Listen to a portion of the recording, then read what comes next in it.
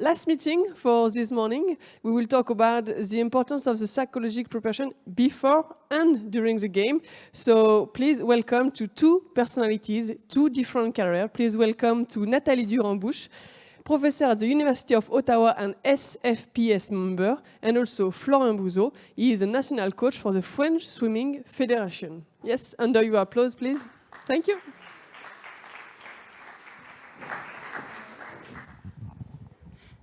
Bon matin tout le monde. Nous allons faire la présentation en français. Alors, je vais commencer par m'introduire un tout petit peu et ensuite je vais laisser Florian parler. Merci au comité organisateur de m'avoir invité ici en France, votre beau pays. Je suis très contente d'être de retour. Alors, aujourd'hui, nous, on aimerait avoir une discussion. Alors, ça va être moins style présentateur et Florian et moi avons discuté à quelques reprises et puis nous avons préparé des questions pour entamer une discussion sur quelques thématiques. Et moi, je vais laisser Florian partager son parcours et je vais renchérir avec des trucs que nous, on fait au Canada. Alors, ce que je vais partager avec vous, c'est représentatif de mon travail en tant que professeur à l'Université d'Ottawa depuis 20 ans. Et aussi, je travaille en pratique privée. Je suis une consultante en performance mentale. Alors ça, je fais ça depuis 26 ans. Et je suis aussi directrice générale du Centre canadien pour la santé mentale et le sport. Alors, c'est un centre pan-canadien qui offre des services en santé mentale et en performance mentale en utilisant une approche très collaborative. Alors, disons que ceci va colorer un peu mes propos. Je vais laisser Florian s'introduire. Yeah. Bonjour à tous. Je suis Florian Bouzeau, je travaille pour la Fédération française de natation, mais je suis responsable depuis 1 mois et demi de l'équipe de France de water-polo.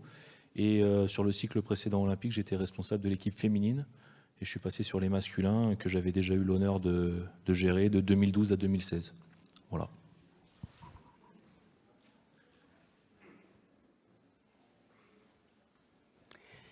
Alors, la première question que je vais poser à Florian, quelle est votre approche, votre philosophie concernant la performance mentale et la santé mentale chez vos athlètes?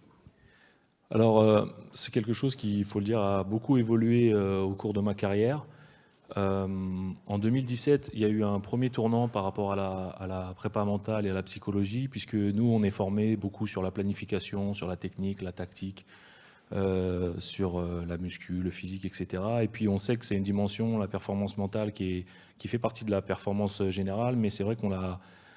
je ne sais pas exactement pourquoi, je n'ai pas d'explication, mais c'est vrai qu'on ne l'a jamais vraiment pris en compte. Et puis, j'ai vécu une expérience en 2016 où je suis sorti des jeux un petit peu cabossés, où je ne comprenais pas vraiment ce qui s'était passé dans le groupe. Voilà, il y avait de l'incompréhension entre les athlètes et moi sur comment on s'est comporté dans tout ça. Et puis, en 2017, le ministère des Sports a lancé une enquête sur savoir...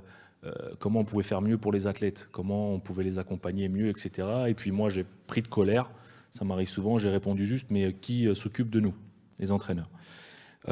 Et puis donc j'étais un peu dans une impasse sur cette question-là. Et puis après avoir pris le collectif féminin en route, voilà, je me suis mis en route sur le travail classique que je faisais, de planification, etc. Je voyais bien que tout augmentait, les indicateurs de perf augmentaient, mais je sentais bien que dans mon discours, il y avait quelque chose qui passait pas. J'étais dans une impasse avec elle. Et donc c'est là où je me suis dit il faut vraiment se pencher sur ce sujet de la psychologie du sport et de la santé mentale des athlètes. Donc depuis ce temps-là, j'ai demandé à mes patrons, donc à mon DTN, de me suivre sur ce sujet-là. Et puis j'ai eu la chance d'être écouté.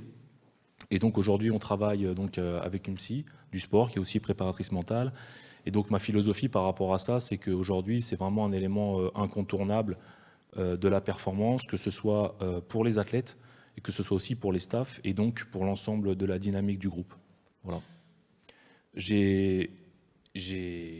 Comment dire, par rapport à ça, donc moi, mon intérêt par rapport à la psychologie, c'est qu'on soit capable, comme dans toutes les autres dimensions de la performance, de rendre les athlètes autonomes, de pouvoir leur donner des outils qu'elles puissent, enfin je dis elles, hein, parce que je parle au féminin, parce que finalement on l'a expérimenté avec les filles et je vais expérimenter avec les garçons maintenant, mais qu'elles puissent être capables d'être autonomes dans leur situation de stress, de gérer les émotions, gérer le stress, gérer les aléas de la vie. Donc ça c'est pour le côté individuel, et puis aussi qu'elles aient cette faculté à aussi être capables d'interagir selon toutes les problématiques qu'il peut y avoir autour de l'entraînement avec leurs partenaires, avec le staff, avec l'entraîneur. Donc on a beaucoup travaillé là-dessus et je pense que c'est quelque chose qui est très important. Donc ma philosophie, si on pouvait la résumer sur la psy, c'est que c'est très important dans un cadre très précis. C'est très important pour moi en tant qu'entraîneur de travailler et de trouver quelqu'un avec qui les attentes réciproques sont posées très clairement, avec qui le cadre d'intervention est posé aussi très clairement et avec qui on partage les mêmes objectifs. Je pense que ça, c'est vraiment la clé de la réussite. Et donc, la psychologie dans le sport, oui, mais il faut vraiment cadrer ça de manière très précise pour pas que ça parte après dans tous les sens. Voilà. Merci. Alors, on voit très bien que... Est-ce que je peux te tutoyer ou tu préfères vous? Est-ce qu'on voit très bien que ta philosophie a évolué à travers le temps et il semblerait avoir eu un événement marquant à la suite des Jeux de 2016 qui a fait en sorte que vous avez définitivement commencé à prioriser cela? Oui, pour revenir sur l'expérience de 2016, on n'avait pas été confronté à ça. Finalement, on a eu une belle histoire.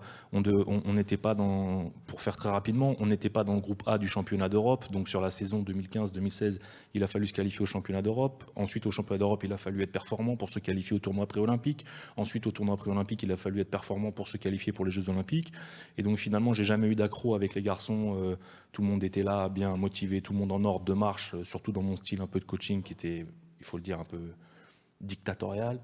Et non, j'ai pas de problème à le dire, c'est comme ça. Et du coup, arrivé à la prépa des Jeux, finalement, moi, j'avais pas les clés personnelles pour comprendre quel mécanisme, qu'est-ce qui se passait dans la tête des garçons, pourquoi on n'arrivait pas à repartir finalement. Et donc, je pense que tout ce travail qui n'avait pas été fait en amont, de partage, d'attente réciproque, de comportement, d'outils, de clés, etc. C'était quelque chose qui a été un frein pour notre performance. Alors même si à Rio, on a fait des performances en valeur absolue qui étaient très bonnes, mais je pense qu'on aurait pu faire mieux et c'est un regret par rapport à ça. Donc moi, j'ai commencé à me questionner là-dessus, même si c'est quelque chose qui m'intéressait, mais c'est pas quelque chose sur lequel j'ai passé du temps. Voilà. Et là, j'y ai passé du temps, j'ai étudié les choses et puis surtout, j'ai passé du temps à parler avec mes patrons. Parce que vous le savez très bien, je pense ici, la psychologie, c'est quelque chose souvent qui peut, enfin je dis souvent, je sais pas, mais qui peut venir en dernier, quoi. On a le préparateur physique, on a l'assistant, on a l'entraîneur des gardiens, voilà, on a plein de choses. Et puis après, si on a le temps, on met ça sur la psychologie sportive. Et donc finalement, je me suis dit, on les rend autonomes sur la muscu, on les rend autonomes sur tout, mais on les rend pas autonomes sur le côté mental. Donc ça, et puis après j'ai vite vu, et là faut pas être un devin pour voir que moi je suis pas armé pour accompagner les mecs, c'est-à-dire il fallait prendre quelqu'un de professionnel, et voilà, et donc j'ai choisi quelqu'un qui était, et c'était aussi important pour moi, qui était en dehors du water-polo, en dehors de la fédé de natation, quelqu'un de très très neutre en fait finalement, et qui allait pouvoir venir ici avec elle, sa page blanche, sa vision des choses, voilà, et puis travailler avec moi, et puis sur le cadre de l'intervention, ce qui était aussi intéressant, et ce qui est intéressant avec les filles, c'était aussi de faire comprendre aux filles que je voyais bien qu'il y avait un blocage entre elles et moi, mais que je ne rejetais pas la faute sur elles. C'est que moi aussi, certainement, j'avais un blocage personnel. Certainement, oui, j'avais un blocage là-dessus. Et donc, je leur avais bien précisé que elles allaient bosser de leur côté, mais que moi aussi, j'allais bosser de mon côté. Et donc, c'était aussi la commande, quand je parle du cadre d'intervention, c'est que moi aussi, j'ai demandé à la psy de travailler avec moi, de me challenger. Alors, ça nous a valu des engueulades, hein. Évidemment, c'est pas facile, mais voilà, on a eu le courage de le faire et je pense que ça a été très très positif. Voilà, donc c'était vraiment ce côté égalité qui était que les athlètes aussi sentent que moi aussi je fais ma part du boulot, quoi, même si c'est challengeant, quoi. Oui, je pense que c'est extraordinaire parce que quand l'entraîneur démontre cette volonté d'aussi faire un travail, c'est ce que, comme vous dites, un processus beaucoup plus égalitaire. Je pense que vous avez déjà commencé à aborder cette question ici, selon votre expérience, à quel point le travail d'un conseiller un préparateur mental et dans ce cas ici, vous bénéficiez d'une personne qui a des compétences non seulement en préparation mentale, mais en psychologie clinique. Puis je trouve que ça soutient bien ce que Paul vient de nous présenter juste avant ceci pour démontrer que quelqu'un qui a de l'expérience clinique aussi est un atout. Alors, pour vous, je pense que vous avez déjà commencé à adresser cela, mais est-ce que vous voudriez rajouter quelque chose là-dessus? Le choix de Sophie, c'était donc effectivement elle est psy, mais c'était quelque chose qui était voulu parce que je voulais avoir une vision globale de l'athlète, de la femme, de l'ado, de la pré-ado. Enfin bref, je voulais avoir une vision globale de la personnalité des gens et je voulais aussi quelqu'un qui était capable individuellement de pouvoir les développer, etc. C'est rien contre la préparation mentale, mais pour moi, la préparation mentale, c'était vraiment très, très ciblé sport. Voilà. Et donc, pour moi, c'était important qu'on travaille profondément les choses, sachant qu'on démarre ce boulot donc en 2019 et qu'on a les Jeux en 2024. Donc, c'était aussi un investissement aussi sur du long terme. Moi, je voulais vraiment qu'on s'y prenne vraiment à l'avance, et je pense qu'on a eu raison parce que ça chamboule tellement les choses, et ça je peux le témoigner même d'un point de vue personnel, que le faire 2-3 mois avant, je pense que ça n'aurait pas eu vraiment de sens. Donc là on a presque même des fois reculé un peu pour mieux sauter derrière, pour se construire mieux, etc. Donc quels sont les points de travail? Oui, alors après les points de travail en santé mentale avant les Jeux et après les Jeux, donc voilà, déjà, il y a une histoire de temporalité, je pense qu'il faut le prendre bien en amont, ça a été démontré ce matin aussi par plusieurs intervenants, je pense que c'est quelque chose qu'il faut faire bien en amont. Bien avant, donc c'est travailler là-dessus, sur les croyances limitantes, sur la gestion des émotions, la gestion du stress, je pense que ça c'est quelque chose qui est important à travailler, à évoquer. Après, pendant la compétition, c'est toujours pareil, si on a bien fait le boulot en amont et qu'on les a rendus autonomes, finalement, on n'est que dans de l'adaptation, et il faut qu'on arrive à les rendre adaptable à tout le contexte. Nous, on va traverser quelque chose en 2024 qui va être extraordinaire, au sens propre et au sens figuré. Et finalement, si les athlètes ne sont pas capables de s'adapter à tous les facteurs exogènes qu'on va pouvoir rencontrer, de faire les Jeux ici, à la maison, ça va être quelque chose d'incroyable. Donc même si on va discuter avec les Anglais, on va discuter avec les Japonais qui ont fait ça, avec les Brésiliens, etc., c'est quelque chose qui va être fort. Donc il va falloir les rendre là-dessus. Donc pendant les Jeux, je pense que pendant la compétition, c'est surtout de l'adaptation à tout ce qui peut se passer sur une mauvaise performance, une mauvaise relation. Voilà, c'est de l'adaptation. Mais si le boulot n'est pas fait en amont, à mon avis, ça ne servira pas à grand-chose finalement. Mm-hmm. Oui, parce que ça prend du temps à développer la confiance, le rapport. Est-ce que vous prévoyez que la personne qui vous accompagne va être présente au jeu en 2024? Ah oui, alors ça c'est un grand sujet. On va aller discuter avec le CNO. Mais pour les accréditations, vous savez que c'est toujours un sujet. Non, dans le projet de performance que nous, on a au niveau du water-polo, et là, le water-polo masculin, c'est qu'effectivement, la psychologue et la prépa mentale qui nous suit tout le temps soit là avec nous, parce qu'elle fait partie intégrante de notre staff, de notre boulot, de notre process. Voilà. Et donc, on parle de home advantage, et j'espère que sur des trucs comme ça, on pourra bénéficier de ce home advantage et d'avoir des staffs un peu plus élargis. Mais oui, complètement. Vraiment, on considère maintenant la psychologue qui travaille avec nous comme le préparateur physique ou comme l'assistant. Elle fait partie du process et elle fait partie de la perf. Elle est avec nous. Et c'est aussi pour ça, pour crédibiliser aussi son travail, ce qui est important de comprendre, c'est que c'est elle beaucoup qui me l'a fait comprendre, mais c'est intéressant, même dans la planif ou au quotidien, de systématiquement dire aux athlètes, voilà, il y a une préparatrice mentale, je lui donne de l'espace dans ma planif, par rapport aux entraînements de la semaine où on a tendance à caler la muscu, on a tendance à caler les soins, la séance d'entraînement, mais finalement, aussi dans la planif, on cale des moments de travail individuel, on cale des moments de travail collectif, et ce n'est pas des choses sur lesquelles c'est important pour nous, et je veux le transmettre aussi aux athlètes qui comprennent bien que ça fait partie du process. Donc faire tout ça et pas l'amener au jeu, ça n'aurait pas de sens finalement. Ça veut dire qu'on ne croit pas finalement, ce n'est pas important. Donc j'ai aucune garantie qu'on va y arriver, mais en tout cas, on va se battre pour ça. Excellent. Ça vient appuyer des trucs qu'on a entendus dans les derniers 2 jours et ce qu'on essaie de faire au Canada aussi, le plus souvent possible.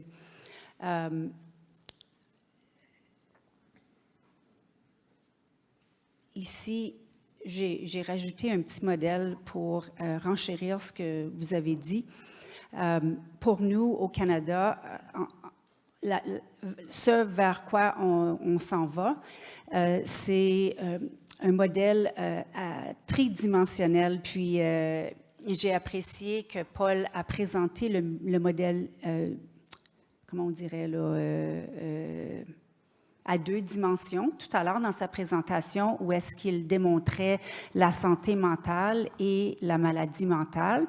Nous, on a fait des recherches dans les dernières années où on a démontré que la performance mentale joue un rôle extraordinaire au niveau de la promotion, le soutien de la santé mentale des athlètes et des entraîneurs, et aussi va servir à aider à gérer les symptômes de maladie mentale. Alors, ce qu'on a proposé récemment, c'est de rajouter cette dimension au modèle.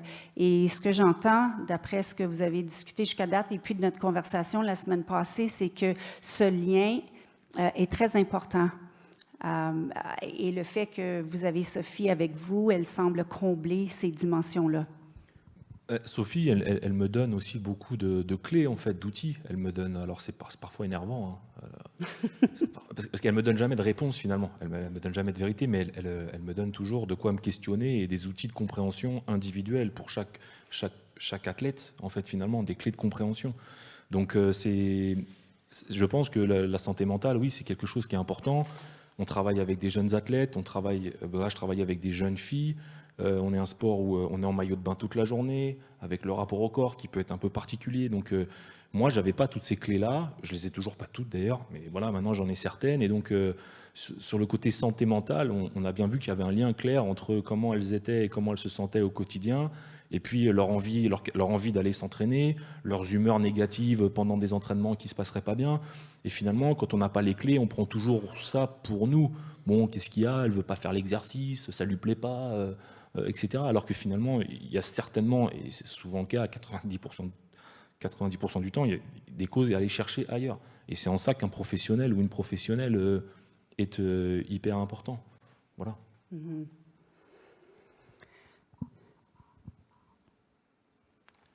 Là, pardonnez-moi, c'est très petit, vous n'allez pas probablement être capable de lire cela, mais je voulais le partager. C'était juste pour vous montrer que il y a certaines données qui semblent émerger dans les dernières années qui démontrent justement un lien positif entre la santé mentale et la performance mentale. Nous, on fait un travail au Canada où est-ce qu'on a eu du financement d'une organisation qui s'appelle À nous le podium. Et puis, on va suivre à travers la période quadriennale les athlètes qui se préparent pour les Jeux olympiques et paralympiques.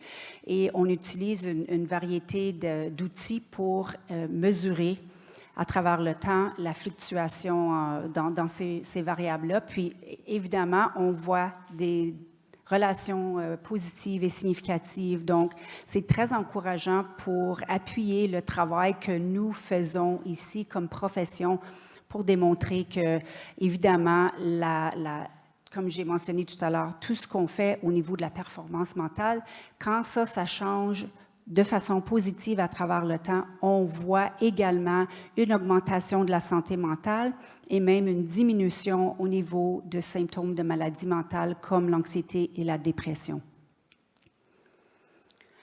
Prochaine question. Alors, quelles compétences en performance mentale avez-vous priorisées avec l'équipe nationale féminine de water polo en préparation pour les Jeux de Tokyo, tenant compte de la pandémie dont on a tellement parlé jusqu'à date dans les dernières 2 journées? Effectivement, donc cette période elle a été compliquée pour tout le monde. Nous, globalement, on a eu deux actions. Déjà, au sein de la fédération, il y a eu une cellule psychologique qui a été mise en place pour l'ensemble des athlètes de haut niveau ciblés, c'est-à-dire pas que les athlètes qui étaient en équipe de France senior.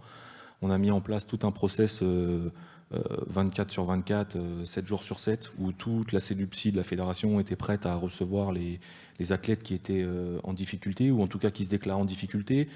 On avait aussi mis en place un questionnaire de suivi pour tous ces athlètes-là, qui s'appuyait un peu sur ce qu'on fait avec Athlète 360, pour savoir comment ils allaient. parce que finalement, on a essayé de prendre, enfin, on a essayé au maximum de nos possibilités de prendre soin d'eux. Donc ça, c'était toute la partie fédérale. Ils avaient une possibilité d'écoute. Et puis nous, spécifiquement sur l'équipe de France de water-polo, du coup, on est sorti du champ sportif. Finalement, on s'est occupé que du wellness, quoi. C'est-à-dire que pendant cette période-là, ce qui était important pour nous, c'était de garder contact avec les athlètes, de les avoir en visio, d'essayer de proposer des choses pour qu'ils se parlent entre eux, qu'on se parle entre nous. Donc moi, à titre d'exemple, voilà, ils ont fait des ateliers donc avec Sophie sur des thématiques qu'on avait décidées ensemble. Et puis moi, j'ai ouvert le champ des possibles sur le projet de jeu, par exemple. J'ai dit, s'il y en a qui s'intéressent, de bosser et de présenter à toute l'équipe comment on peut faire évoluer la supériorité numérique de notre équipe. Voilà, allez-y, travaillez entre vous, discutez entre vous. Donc, on avait des moments collectifs, j'avais aussi des moments individuels, et ces moments individuels ont été aussi hyper intéressants. On parle de sécurité psychologique et de confiance réciproque. Ça a été aussi le moment d'évoquer avec les jeunes femmes leur projet de maternité, leur projet de grossesse. Et alors effectivement, moi, j'ai rien décidé, mais le fait qu'elles m'en parlent et qu'elles me disent qu'elles avaient ce projet-là et de me demander ce que j'en pensais par rapport à l'échéance de 2020, où on savait pas finalement, on savait pas quand est-ce que ça allait s'arrêter, quand est-ce qu'allait avoir lieu le tournoi de qualification olympique. Mais par contre, on savait que 2024, ça allait avoir lieu. Et donc, on a eu des discussions autour de ça, autour de celles qui avaient des blessures, où on savait qu'in fine, on aurait besoin de chirurgie, mais qu'on maintenait avec de la kiné, de prendre des décisions là-dessus. Et donc, ça a été des moments de partage. Mais si vous me demandez quelles compétences en prépa mentale, je pense qu'on s'est vraiment focalisé sur est-ce que vous allez bien ? Et si vous n'allez pas bien, qu'est-ce qu'on peut faire ? Comment on peut envisager de discuter et d'avoir un suivi psychologique ? On n'a pas trop parlé de sport et de performance mentale, si on peut dire. Donc, l'accent était plutôt mis sur le bien-être et Oui. les plans de carrière. Oui, sur le wellness, parce qu'on a dû gérer tellement de craintes, d'anxiété. Alors en plus, on a un sport où on va dans l'eau, donc le fait de ne pas aller dans l'eau, c'est un vrai sujet pour nous, parce que c'est des sensations, c'est un équilibre différent. Donc nous, en plus, se qualifier à Tokyo, ça relevait pas du miracle, je ne vais pas dire du miracle, mais on partait de loin, quoi, je veux dire. Et donc tout le monde était focalisé, on avait les dates, on avait le rétro-planning, tout était clair, il fallait qu'en avril 2020, on soit prêt, toute la planif, enfin, j'avais conditionné tout le monde pour qu'on soit prêt. Bim, ça ferme au mois de mars, c'est la révolution en fait, c'est 4 ans, et pourquoi on l'a fait, plein de questionnements en fait sur la confiance, sur la suite, qu'est-ce qui va se passer pour la suite, donc c'est compliqué aussi pour nous parce qu'en fait on ne savait rien, et donc de tranquilliser tout le monde, et donc on s'est focalisé sur 2024 en disant les filles, votre carrière elle ne s'arrête pas demain, vos vies de femmes ne s'arrêtent pas demain, donc voilà, on a 2024, donc en fait on a basculé sur 2024 pendant le confinement, et je pense que ça a donné un objectif à tout le monde. Et la preuve, c'est que finalement, alors que c'était évoqué pendant le Covid, on n'a personne qui a arrêté après le Covid. Elles ont toutes continué, enfin, elles sont toutes remis en ordre de marche, elles ont toutes organisé leur vie perso vers 2024. Donc je pense que de ce seul point de vue-là, c'était positif. Après, ça a été une période compliquée pour tout le monde, je pense. Quand on a eu la chance de se parler la semaine dernière, en préparation pour ceci, tu avais mis beaucoup d'emphase justement sur la communication, les relations, t'assurer que les gens gardent contact. Et pour moi, j'ai pu faire des liens avec ce modèle que je partage avec vous aujourd'hui. C'est un modèle et je suis fière de dire qu'on l'a développé en collaboration avec des gens, des consultants en performance mentale au Canada, dont Véronique ici, qui a partagé avec vous hier. Alors, c'est ce qu'on appelle un profil de médaille d'or pour la psychologie du sport qui est vraiment développé pour le Canada avec les organisations de sport de haut niveau. Et tout le côté interpersonnel que vous voyez dans le modèle, c'est ça qui m'est venu en tête quand vous avez discuté de comment vous avez priorisé les trucs pendant la pandémie. Et relation coach-entraîneur qui semble être un des sujets majeurs là aussi quand vous avez travaillé avec Sophie. Évidemment, il y a tout ce qui est l'autorégulation plutôt individuelle et il y a les compétences fondamentales qui reviennent plusieurs fois lors des 2 dernières journées, comme la motivation, la confiance, la résilience. Alors, pour vous, quand vous voyez ce modèle, est-ce qu'il y a des choses qui vous frappent ou est-ce qu'il vous parle d'une certaine façon? Oui, ça me parle complètement. Donc, sans dire qu'aujourd'hui tout est parfait, mais effectivement, la communication, c'est quand même un sujet, notamment en sport collectif en plus, hein, qui est très important pour nous et sur lequel enfin, j'étais vraiment pas bon, quoi. Je veux dire, ça a été la base de la discussion avec la psy, de savoir, de comprendre un peu les mécanismes, pourquoi ça fonctionnait pas, pourquoi ma posture, mais parfois même ma posture, mon body language, hein, même ma communication non verbale. Et donc on a travaillé là-dessus. Aujourd'hui, les filles, elles ont même des process à elles de communication entre elles, même quand ça va pas, être capable de se dire les choses sans créer de conflits, de guerres intersidérales qui durent pendant des années. Ça a été des vrais sujets de développement, donc on y est allé petit à petit. Et force est de constater que quand la communication augmente, et ça se voit en sport collectif, ça se voit tout le temps, hein. Ça se voit en arrivant à l'entraînement, ça se voit dans l'eau, ça se voit en salle de muscu, ça se voit dans le bus quand on voyage. On voit bien que la communication augmente, la communication vers moi aussi augmente, c'est-à-dire que la qualité des entretiens que je peux avoir avec les filles, sur la sincérité en tout cas des échanges, a augmenté. Et depuis 2 ans, on a quand même vu clairement une augmentation du niveau de l'équipe. Voilà, sur l'investissement à l'entraînement, sur leur capacité à se dépasser, sur leur capacité à aller dans des endroits où elles-mêmes ne pensaient pas pouvoir aller. Donc oui, je pense qu'il y a une relation très étroite entre tout ça. Merci. Il reste 2 questions. Celle-ci, quel type d'évaluation faites-vous pour bien gérer les performances mentales et la santé mentale de vos athlètes? Alors, on a plusieurs types d'évaluations. La première, c'est que donc on a fait une évaluation diagnostique qu'on répète tous les ans et après chaque grosse compétition. Donc ça, c'est basé sur la relation avec l'entraîneur, sur la relation avec les coéquipières, sur la relation avec le staff. Donc ça, c'est quelque chose qui est assez récurrent.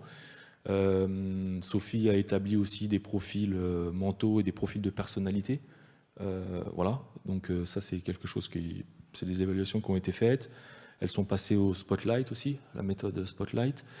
Voilà, ça c'est les évaluations qu'on met en place. Et puis après, pendant la compète, on a aussi des évaluations. En fait, je parlais d'adaptation et d'autorégulation. Elles ont monté elles-mêmes des petits objectifs. Voilà, où elles notent avant un match, voilà, sur quoi on a envie de se challenger aujourd'hui. Donc c'est un nombre de buts, c'est une attitude après des buts reçus, c'est comment on va être capable de s'encourager, comment on va être capable de rentrer dans ce match, voilà, telle période. Bref, elles ont leur process à elles, et puis à la fin du match, tout de suite, elles débriefent sur là où elles ont été bonnes ou pas bonnes, selon elles, selon leur propre auto-évaluation. Et ça, je trouvais ça aussi hyper intéressant, parce qu'elles sont complètement... elles sont complètement dans le process, quoi. Hein, elles sont complètement actrices du truc. Donc voilà, voilà à peu près les évaluations qu'on met en place. Vous aviez mentionné aussi Athlète 360? Oui, alors Athlète 360, alors donc c'est sur le pôle. Alors Athlète 360, c'est quelque chose qu'on utilise énormément ici, hein. Donc nous, on a un pôle de water polo féminin ici. Et puis avec l'équipe de France, elles ont des questionnaires de wellness à remplir tous les matins. On utilise le RPE, mais ça, c'est pas sur le côté mental. Et après, surtout, chaque semaine, j'ai voulu qu'on développe un questionnaire avec les filles d'implication personnelle. C'est-à-dire qu'en fait, on a un principe de questionnaire où les filles remplissent toute une grille. Donc, il y a toutes les considérations physiques. Il y a toute une partie de questions de préparation mentale. Donc, sur les humeurs négatives, sur leur capacité de s'engager à l'entraînement, quelle a été mon envie d'aller m'entraîner chaque jour, comment j'évalue ma relation avec les autres cette semaine ou avec l'entraîneur. Bref, il y a des questionnaires comme ça. Et ce qui m'intéressait, moi, c'était qu'elles le remplissent, que nous le remplissions, le staff, et que personne ne puisse voir les résultats des autres tant que les deux n'ont pas rempli. Et une fois qu'on a rempli ça, en fait, ce qui est intéressant de voir, c'est la différence. Hein. Voilà, moi, je me suis trouvé top dans ça, mais nous, on t'a pas trouvé top. Ou malheureusement, avec les filles, c'est souvent l'inverse. Elles se sont pas trouvées top dans ça, alors que nous, on a dit, mais si, vraiment, cette semaine, c'était super là-dessus. Et donc, quand il y a un trop grand delta, l'idée, c'est que tout de suite, ça provoque une réunion. Voilà, on a un code couleur, voilà, et on se dit que voilà, quand c'est orange, tout de suite, on provoque une petite réunion tranquille. C'est pareil pour le wellness, quand elle déclare avoir mal dormi ou pas avoir envie de venir s'entraîner le matin. Ben voilà, moi, je prends mon café le matin avant de venir au bureau, je vois ça, ok, je sais que telle fille, ce matin, avant qu'elle commence son échauffement ou sa mise en route, je vais aller la voir, je vais discuter avec elle, et puis on va évaluer, est-ce qu'il y a besoin de plus, ou est-ce que c'est quelque chose qui est complètement en dehors. Et il y a la question aussi, est-ce que j'ai des préoccupations particulières en dehors du water polo? Cette question aussi, elle est importante. Je viens de m'en rappeler, mais cette question aussi est importante. Parce que dans le travail qu'on fait, c'est que souvent, nous, les entraîneurs, on ne regarde que par rapport à l'entraînement. On n'arrive pas à considérer qu'il y a peut-être autre chose dans leur vie que le water polo. Voilà. Donc, c'est là-dessus aussi que c'est intéressant.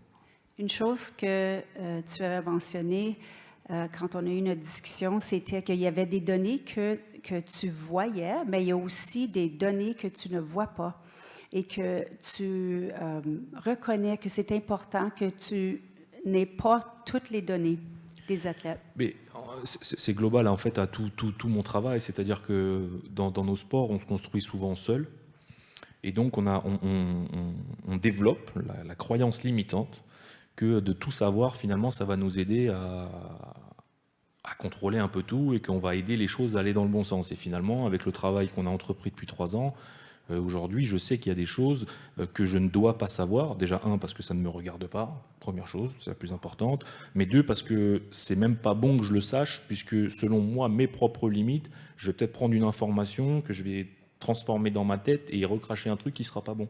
Donc il y a des choses que je ne sais pas, que je ne veux pas savoir, et je trouve que c'est très bien comme ça, et on s'attelle à vraiment faire comprendre aux athlètes qu'il y a vraiment un sas, en fait, Sophie, si on peut dire, en tout cas c'est un sas qui est complètement imperméable, et c'est aussi important pour moi, très honnêtement, parce que c'est important aussi pour moi que quand je travaille avec elle en séance, je sois bien persuadé que ce que je vais lui dire, ce que je vais lui confier, les sujets sur lesquels on travaille, ne puissent pas ressortir dehors. Donc en fait, ce contexte de sécurité psychologique, qui est souvent l'enjeu d'ailleurs de vos jobs, je pense, de travail de tout ça, c'est hyper important.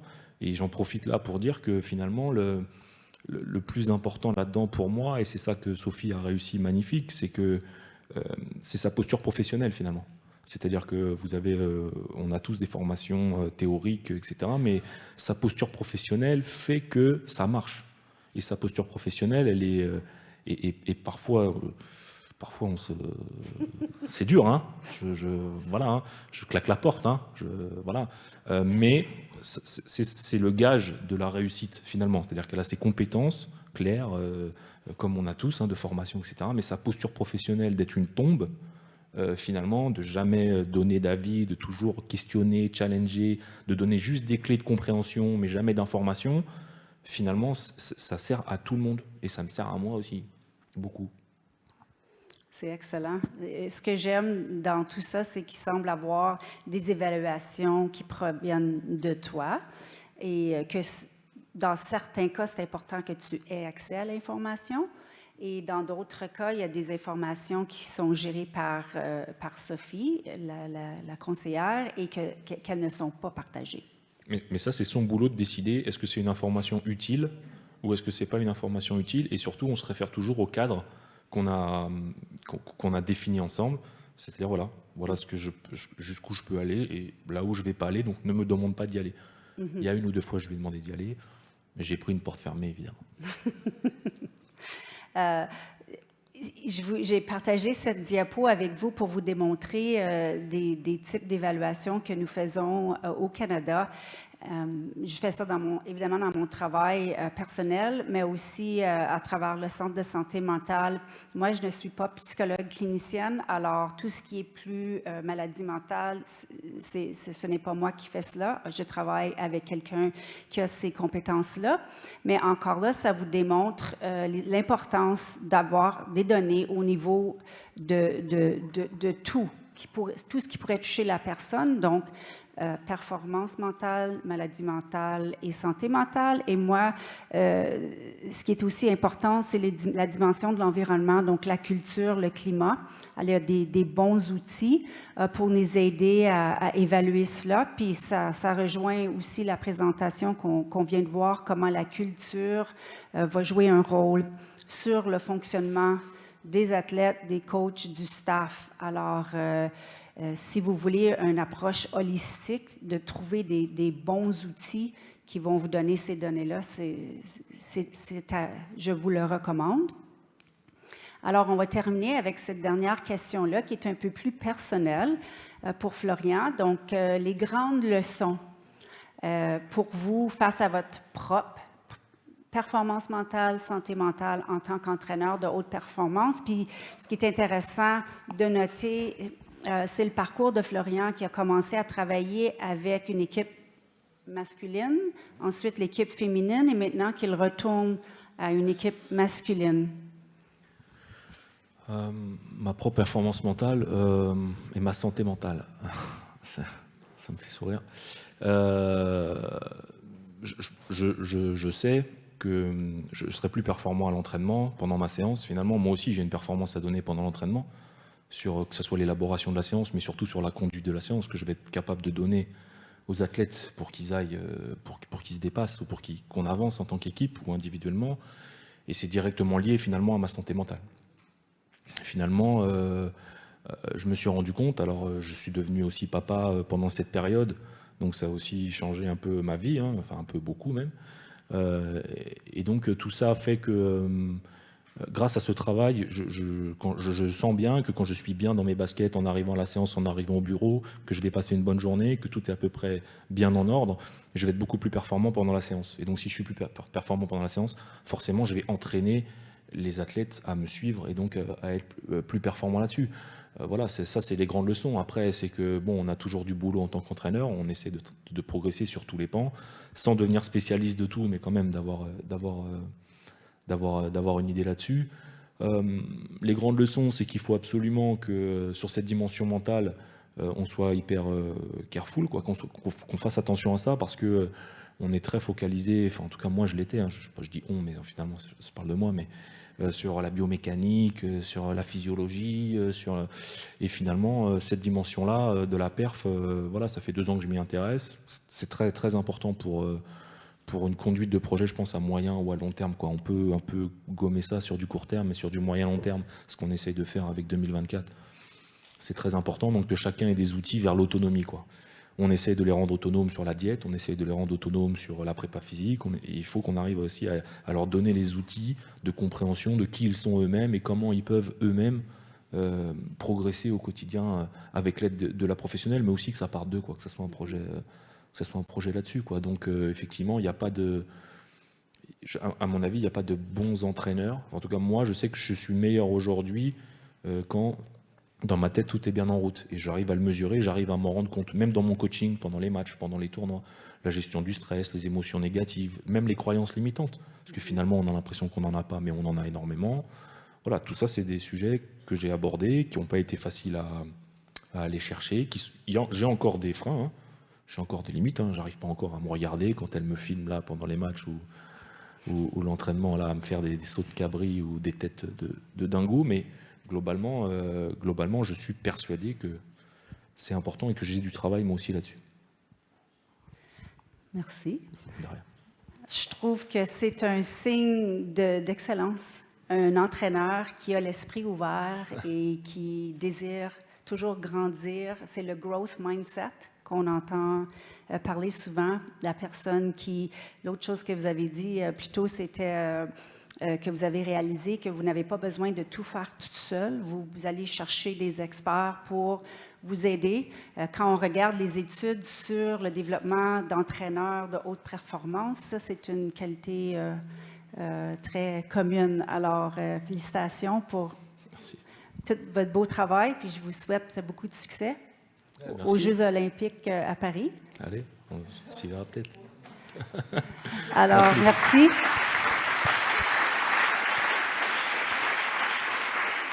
Merci beaucoup pour ce moment, c'était vraiment très touchant. Je suis sûre qu'il doit y avoir des questions, on va en profiter. Il faudra quand même avoir un peu de temps pour manger, mais s'il y a des questions dans la salle. Moi j'en ai une, mais allez-y, priorité à vous. Allez-y, s'il y avait un micro pour le... allez-y, si vous avez un micro, allez-y. Nous, on a un micro pour 2. Merci beaucoup pour cette intervention. Je suis Alexis Ruffo, chercheur ici à l'INSEP. La question que je me posais, c'est dans l'utilisation de Athlète 360 et notamment dans les questionnaires de wellness. Est-ce que vous avez été accompagné par des chercheurs qui seraient spécialistes de la mesure d'état psychologique ou est-ce que finalement vous êtes passé direct par l'UDNI qui vous a proposé quelque chose ? Alors on est passé par l'UDMI. Le questionnaire de wellness et les questionnaires d'implication, je les ai travaillés avec Sophie. Voilà, je les ai travaillés avec la psychologue qui bosse avec nous, quoi. Voilà. Ok, donc du coup, vous n'avez pas pris le wellness de base qui est utilisé, enfin, vous l'avez retravaillé avec Sophie. Ok. Ouais, c'est ça. Oui, c'est ça. C'est pas juste le wellness qui est commun à tout le monde. On a essayé de créer des particularités chez nous. Ok, top, merci.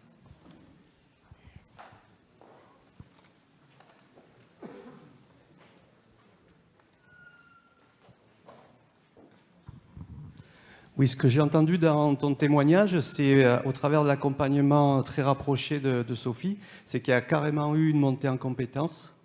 Ça a été un accompagnement, mais en même temps une action de formation sur ton poste, sur ton métier, dans ton métier.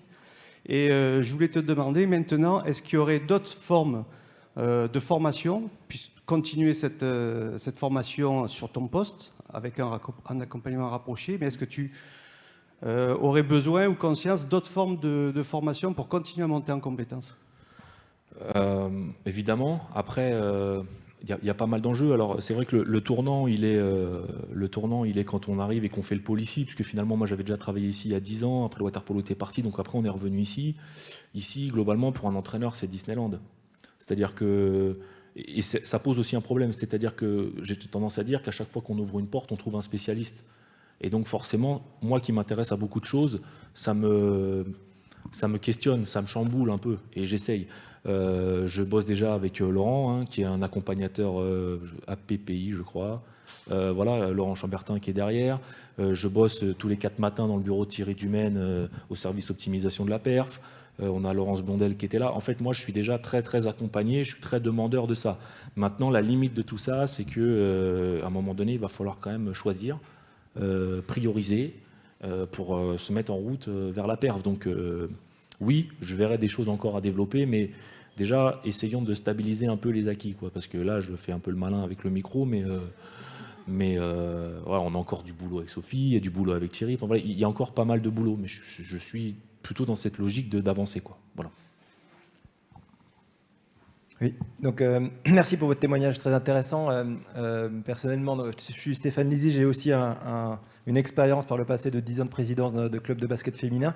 Donc vraiment votre expérience déjà on va dire de démarche, notamment pour savoir quels sont les verrous et comment déclencher ces verrous par rapport au coaching d'une équipe féminine m'intéresse. Est-ce que vous pouvez, même si vous ne pouvez pas aller dans le détail, nous donner quelques exemples justement de ce travail de psychologie que vous avez fait avec Sophie, vous a permis de déverrouiller, notamment dans le coaching d'une équipe féminine? Des exemples très précis, je ne vais pas en donner, hein, on est bien d'accord. Non, je pense sincèrement que le canevas et l'enjeu de tout ça, c'est la relation individuelle avec chaque fille, et c'est la capacité de trouver des clés d'entrée, des portes d'entrée vers chaque fille.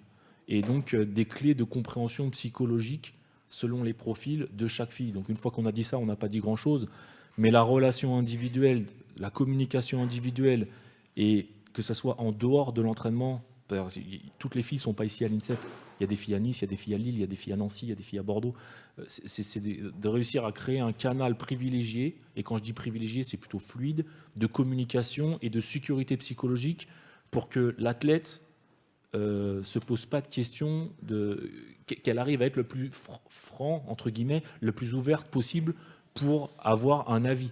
Et surtout de comprendre que je la juge pas, qu'il n'y a pas de jugement dans ce qu'elle me dit, elle prendra à la fin de l'histoire, elle prendra la décision qu'elle veut. Mais je pense que c'est ça finalement le process. Après des exemples, je ne vais pas en donner, je ne pense pas que ça soit hyper intéressant, et de toute façon ça sortirait du cadre. Donc on ne donne pas d'exemple. On peut parler d'une relation de confiance que vous avez créée avec votre équipe. C'est la clé du truc. Et je me suis bien rendu compte que j'allais dans le mur, finalement. Je m'en suis rendu compte tranquillement. Tout progressait, mais je sentais bien qu'il y avait un truc qui n'allait pas. Et donc aujourd'hui, et maintenant que j'ai quitté mes fonctions depuis 6 semaines, 7 semaines, j'ai encore des filles qui me posent des questions et qui me demandent mon avis sur des trucs. Donc ça prouve bien. Des filles qui ne m'adressaient pas la parole il y a 3 ans, qui ne m'adressaient pas la parole en dehors de va à gauche, va à droite. Donc ça prouve bien le boulot qui a été fait. Vous voyez ce que je veux dire? Mais c'est pas. Je pense que la base, elle est là, finalement. Merci. Ouais. On va s'accorder une dernière question pour que vous ayez le temps de manger. Super, merci pour ce témoignage et de montrer l'évolution quand on travaille sur ces aspects-là. J'aurais une question, alors je ne sais pas si elle est facile ou difficile, on va voir.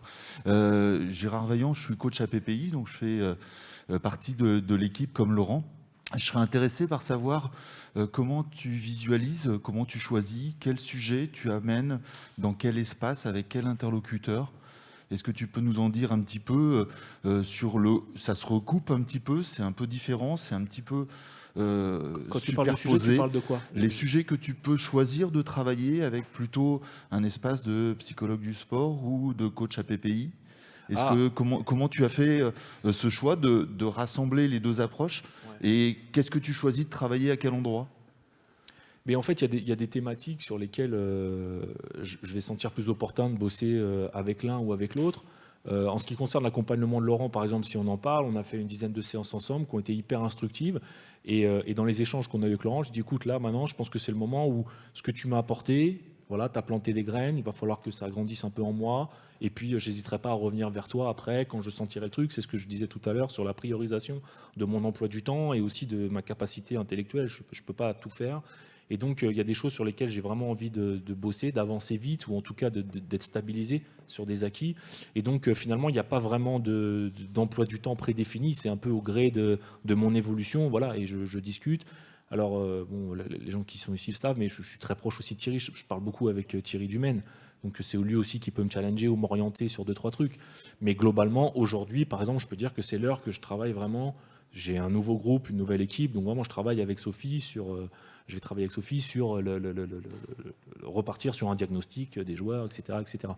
Je ne sais pas si je réponds à ta question finalement, mais je me dis pas, voilà, là, cette période, je vais faire tel sujet, cette période, je vais faire tel sujet. J'ai envie que le sujet soit pas acquis, mais en tout cas bien consolidé, que j'ai les idées claires avant de partir sur autre chose, parce que j'ai déjà tendance à m'éparpiller. Donc, si je me fais pas ça, je pense que ça va pas être très efficace. De rien. Merci. Nathalie, Florian, merci beaucoup. Merci beaucoup à tous les deux.